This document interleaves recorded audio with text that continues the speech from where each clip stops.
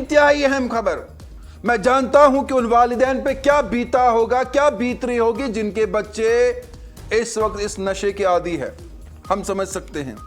आइए मिलकर इसको खत्म करें। लेकिन कानून बन रहा है और वो लोग जो इस नाम पे पैसा बच्चों से लूट रहे थे, उन वालिदैन को लूट रहे थे।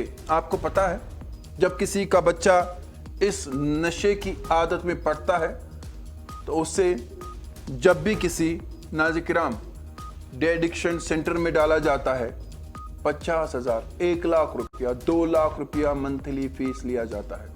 कहां से लाएगा? फीस लिया जाता है। क्या ये समाजी काम है या कारोबार? अब इस कारोबार के खिलाफ भी कदम उठेगा और इनको जरा से पता चला है, और बावसूख जरा ऐसे जिसकी तारीफ और तारीफ हम करना चाहेंगे, और इसका सारा लेफ्टिनेंट गवर्नर मनोज सिन्हा को जाएगा। हां जाएगा। नाज़िकिराम की तारीफ करनी नहीं आती, लेकिन सच कहना भी हमसे छुपाया नहीं जाता।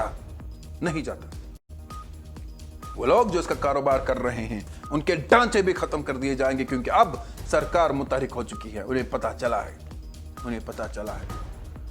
और मैं आपको बताना चाहूंगा यहां पर कि गैर कानूनी निजी डी एडिक्शन सेंटर्स के खिलाफ क्रैकडाउन मुतवक्का है। नाज़िकिराम, महकमे सेहत को जिम्मेदारियां सौंपने का आगाज होने वाला है, और मैं आपको बता दूं कि यह सबसे बड़ा खुशाइन कदम है जो हमें बताया गया है।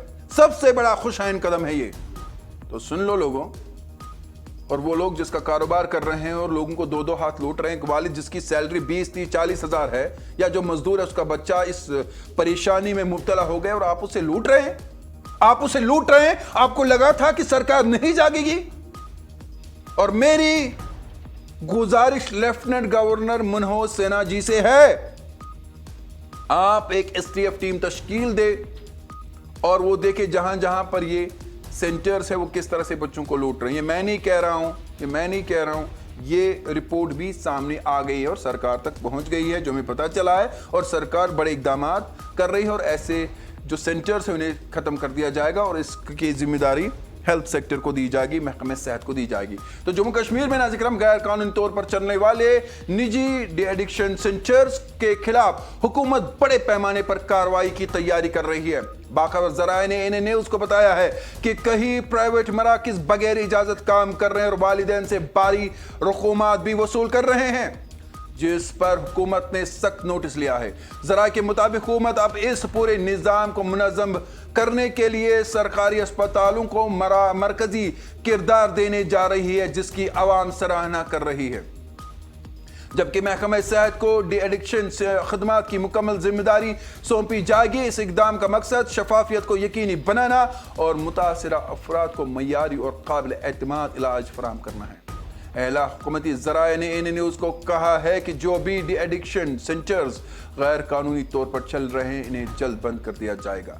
इसके साथ साथ ऐसे अनासिर के खिलाफ भी कार्रवाई होगी जो इस हसास मसले को कारोबार बनाकर आवाम का इस्तेसाल कर रहे हैं।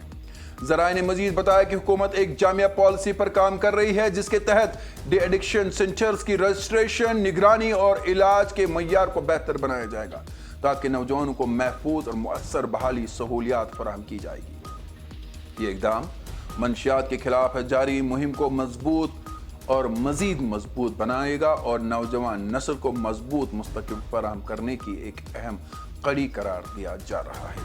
तो नाज़िकिराम, हम आज बात कर रहे थे कि किस तरह से हमारे मुआशरे में ये नासूर, ये परेशानी फैल गई है और आहिस्ता आहिस्ता इसको ख़त्म कर दिया जा रहा है।